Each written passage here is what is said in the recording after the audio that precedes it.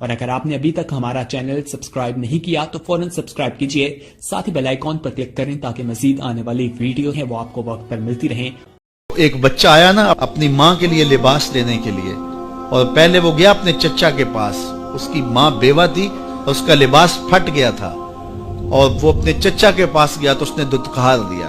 ماں نے اس کو روکا تھا بیٹا نہ جانا، لیکن اس نے کہا کہ تیرے بدن کے اوپر جو لباس ہے وہ بھی پھٹ گیا اور جگہ جگہ سے جسم جھلک رہا ہے، تو میں اپنے چچا سے تو اس نے کہا کہ جا سین حرم میں محمد نام کا ایک شخص بیٹھا ہوا ہے، اگر تو اپنا دکھڑا اس کے سامنے پیش کرے۔ میں قدم رکھ رہا تھا، پہلے بہت چھوٹا تھا، اب اس کے اندر ایک جذبات تھے بچے کے اندر، تو ماں نے کہا کہ بیٹا نہیں ان کے پاس نہیں جانا، سنا ہے کہ جو ان سے ملے دین دھرم چھین لیتے ہیں اس کا۔ اللہ اکبر۔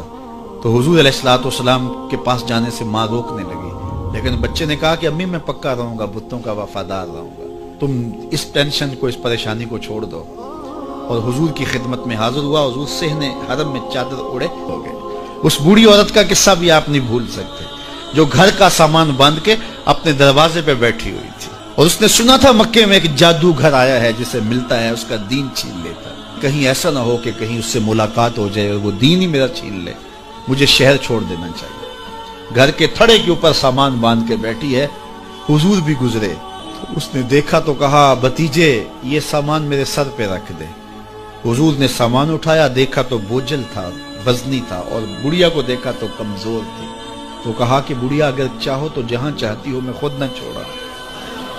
اس نے کہا اس سے بڑی مہربانی کیا ہوگی؟ حضور نے سامان اٹھایا ہوا ہے اور بڑھیا سے باتیں بھی کر کے جا رہے ہیں۔ تو بڑھیا کو کہا کیوں جا رہی ہے؟ اس نے کہا کہ سنا ہے یہاں ایک جادوگر ہے جو لوگوں کا دھرم لوٹ لیتا ہے، لوگوں کا دین لوٹ لیتا ہے۔ میں نے ساری زندگی بتوں سے وفا کی، میرے آبا و اجداد نے بتوں سے وفا کی ہے، میں چاہتی ہوں دین اجداد ہاتھ سے چھوٹ نہ جائے، آخر اس شہر میں رہتی ہوں کہیں مل نہ جائے۔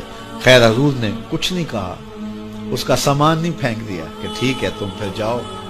سامان اس کا اٹھایا اور جہاں تک اس نے جانا تھا سامان پہنچایا، سامان سپرد کر کے واپس پلٹنے لگے۔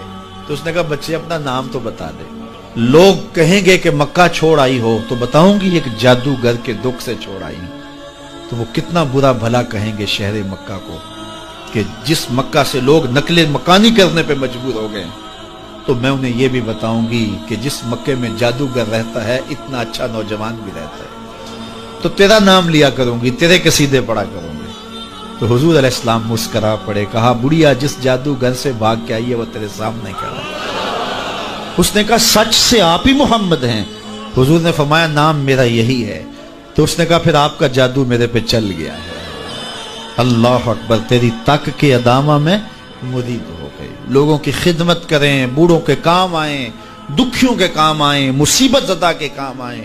حضور یتیم ہو کے یتیم پرور تھے، لاچاروں کی مدد کرتے، لوگوں کے گھروں میں پانی بھر کے دے دیتے، اور دکھیوں کے کام آ جاتے اور مصیبت زدوں کے کام آ جاتے۔ تو حضور سے پیار کرنے والوں، امت میں آپس میں حسد نہ پھیلاؤ، بغض نہ کرو، نفرتوں کے پہاڑ کھڑے نہ کرو، ایک دوسرے سے پیار کرو، جڑو، امت وحدہ بنے، اور اپنے ماحول کو، اپنی معاشرت کو ایک خوبصورت معاشرت کا رنگ دو، اور اپنی زندگی کو حضور کے نام کر دو۔